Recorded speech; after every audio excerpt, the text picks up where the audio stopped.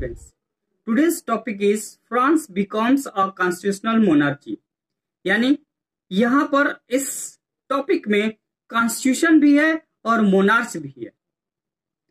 तो हमने क्या किया, पिछले लेक्चर्स में हमने पढ़ा कि फ्रांस में रेवोल्यूशन हुआ और इस रेवोल्यूशन के एटलीस्ट लास्ट में जो है लुईस 16 इस बात पे एग्री हो गया कि नेशनल असेंबली को पावर होगी और नेशनल असेंबली को उसने मान्यता दे दी। अब नेशनल असेंबली के अंडर में वो काम करने को एग्री हो गया। नेशनल असेंबली फ्रांस की सबसे पावरफुल इंस्टीट्यूशन हो गई और नेशनल असेंबली ने एक कॉन्स्टिट्यूशन बनाया। अब इस कॉन्स्टिट्यूशन के बेस पर राजा को भी वर्क करना था और बाकी लोगों को भी वर्क करना था। यही था कॉन्स्टिट्यूशनल मोनार्ची।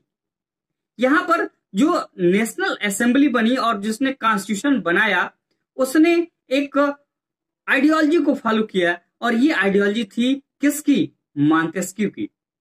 मॉन्टेस्क्यू की आइडियोलॉजी में कहा गया था कि पावर को है क्या करना है, पावर को डिवाइड करना है 3 पार्ट में। कौन कौन से? Executive, legislature and judiciary. कौन कौन से? Executive, legislature and judiciary. और इस तीनों में पावर को फ्रांस में डिवाइड कर दिया। जुडिशरी, एक्सिक्यूटिव और लेजिस्लेचर में जब पावर डिवाइड हुआ तो यहां पर सबसे बड़ी बात यह थी कि ये नेशनल असेंबली जो चूज की गई, इस नेशनल असेंबली में कौन कौन से लोग थे? इस नेशनल असेंबली में जो लोग थे उनको कौन चूज करता था? और जो नेशनल असेंबली में के लोगों को जो चूज करते थे, क्या उनको भी कोई चूज करता था? क्या वोट देने का राइट था? तो इन सारी चीजों को समझने के लिए हम पहुंचेंगे अपने इस फिगर पे। किस फिगर पे? इस फिगर पे। और इस फिगर को समझेंगे, इसी फिगर के द्वारा आपके सारे क्वेश्चंस का आंसर मिल जाएगा। तो चलिए चलते हैं इस फिगर। तो चलिए ये है वो फिगर जिसकी हम बात कर रहे थे। इस फिगर के द्वारा हम पूरी तरह से कॉन्स्टिट्यूशनल मोनार्ची को समझेंगे जो 1791 में जो है इम्प्लीमेंट किया गया। कहां? फ्रांस में। तो इस फिगर में आप देख रहे हैं कि सबसे ऊपर क्या है? सबसे ऊपर जो है पावर को डिवाइड किया गया है। किसमें? जुडिशरी, एक्सिक्यूटिव एंड लेजिस्लेचर में।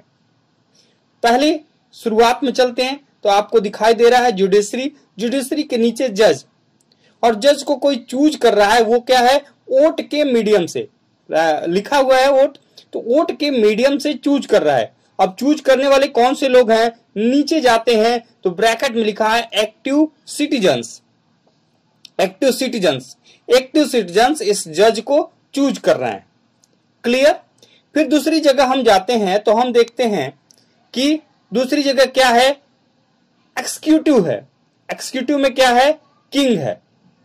एक्सिक्यूटिव में किंग है और किंग के से एक जो है एरो निकली है जो नेशनल असेंबली की तरफ जा रही है, जिसके नीचे लिखा है वीटो। वीटो एक पावर होती थी जिससे जो है किंग क्या कर सकता था? किंग जो है किसी भी डिसीजन को यस या नो में कह सकता था और वहीं पर वो डिसीजन रुक सकता था। तो ये किंग के पास एक स्पेशल पावर दी गई थी, वीटो। लेकिन किंग को कंट्रोल, ये सबसे बड़ी बात है, लेकिन किंग को कंट्रोल कौन करता था? National assembly. और किंग ही नहीं, किंग के मिनिस्टर नीचे हैं, मिनिस्टर को भी कंट्रोल कौन करता था? National assembly. इट मींस कि नेशनल असेंबली सबसे पावरफुल क्या थी? संस्था थी। अब एक्सिक्यूटिव के बाद आता है लेजिस्लेचर, विधायिका, कानून बनाने वाले। तो नेशनल असेंबली थी जिसमें कितने मेंबर थे? 745। इसमें 745 मेंबर होते थे और यही पावरफुल, सबसे पावरफुल इंस्टीट्यूशन थी 1791 के कॉन्स्टिट्यूशनल मोनार्ची में। लेकिन इसमें भी जो 745 मेंबर थे उनको वोट के द्वारा चूज किया जाता था। और चूज कौन करते थे? देखिए नीचे लिखा है इलेक्टर्स। इलेक्टर्स ये 50,000 मेल होते थे, नॉट अ फीमेल। ये 50,000 मेल होते थे जो वोट के द्वारा ये 745 मेंबर को चूज करते थे जो नेशनल असेंबली के मेंबर होते थे। अब उनको भी वोट के द्वारा, जो ये इलेक्टोर्स थे, इनको भी वोट के द्वारा चूज किया जा रहा है, यानी 50,000 लोगों को भी चूज किया जा रहा है। किसके द्वारा? वही लोग जो जज को चूज करते थे। कौन? Active members. अब यहां आ गया कि एक्टिव मेंबर्स कौन से लोग होते थे। तो एक्टिव मेंबर्स जो लोग होते थे, ये इनकी जो पॉपुलेशन है, जरा ध्यान से देखिए कि कितनी पॉपुलेशन थी। आप पीछे याद होगा आपको कि फ्रांस की पॉपुलेशन कितनी थी, तो आपको याद होगा 28 मिलियंस। तो 28 मिलियन में केवल 4 मिलियन, 28 मिलियन में केवल 4 मिलियन ही ऐसी पॉपुलेशन थी जो एक्टिव सिटीजन्स चूज की जाती थी। अब एक्टिव सिटीजन्स चूज की जाती थी तो एक्टिव सिटीजन्स के लिए भी कुछ जो है एबिलिटी होनी होगी। तो एक्टिव सिटीजन, नोट डाउन, वही हो सकते थे जिनकी एज कितनी हो? 25 ईयर से ऊपर हो।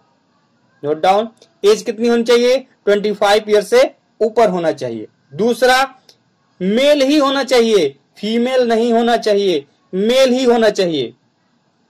और तीसरा, वो कम से कम अपने 3 डेज का लेबर, 3 डेज के लेबर पेमेंट जो है उनको क्या करना चाहिए? उनको जो है राजकोष में जमा करना होगा। क्या? 3 डेज का पेमेंट जो है वह जो है क्या करते थे? टैक्स के रूप में राजकोष में जमा करते थे। ऐसे मेल को ही वोट देने का राइट था। अब इसमें जो है नीचे अगर आप देखेंगे तो लिखा है क्या? Passive citizens. अब पैसिव सिटीजन्स कौन थे? पैसिव सिटीजन्स वो थे जिनको वोट देने का राइट नहीं था, जिनको फ्रांस की पॉलिटिकल जो सोसाइटी थी उस समय इनको किसी भी तरह का रोल नहीं था। लगभग जो है 3 मिलियंस मेल, फीमेल्स और बच्चे जो 25 ईयर से कम थे, उन लोगों को जो है वोट का कोई राइट नहीं था। तो ये है फ्रांस की कॉन्स्टिट्यूशनल मोनार्ची। ये जो राइट दिए गए, कॉन्स्टिट्यूशन बनाया गया, ये कॉन्स्टिट्यूशन वहां के लोगों को राइट भी दिया।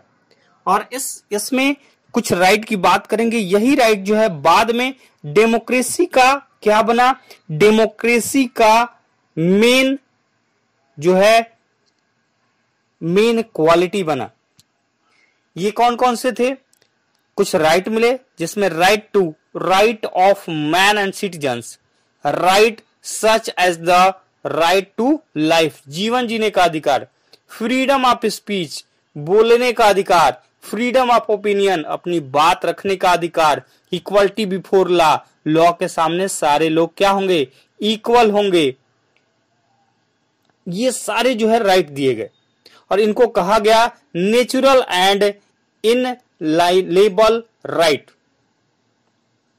ये सारे जो है सिटीजन्स को दिए गए। किस तरह?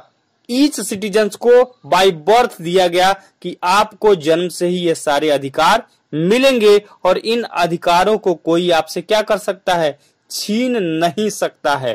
तो ये थे क्या? तो ये था कॉन्स्टिट्यूशनल मोनार्ची और ये था आपका आज का टॉपिक। अच्छा लगे तो लाइक जरूर करिएगा एंड सब्सक्राइब भी करिएगा। Thank you.